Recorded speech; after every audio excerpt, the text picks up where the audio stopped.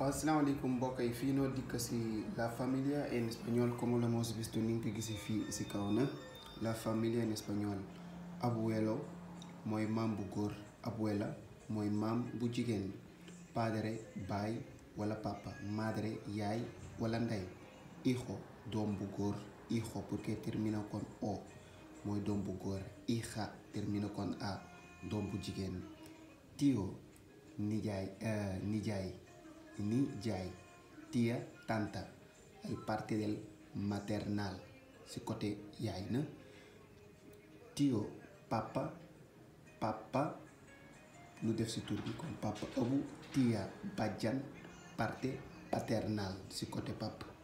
suegro mooy goro bu góor, suegra mooy goro bu jigéen, primo mooy doomu tanta wala doomu bàjjan wala doomu papa wala doomu nijaay, primo mooy doomu nijaay wala doomu bàjjan wala doomu papa bu jigéen na,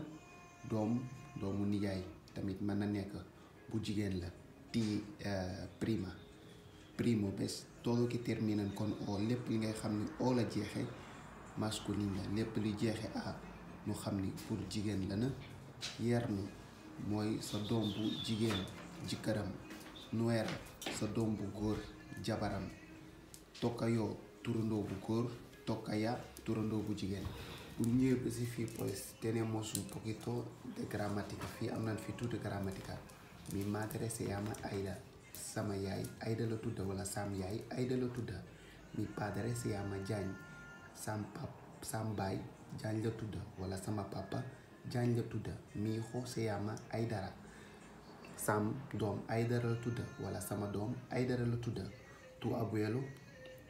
abuelo es masculino, tu abuelo se llama Kadim, tu maam sa maam Kadim la tudda, su hijo se llama Diallo, doomam Diallo la tudda. Ya comme ni nga ko gisee nii kii mooy la familia, la mi fa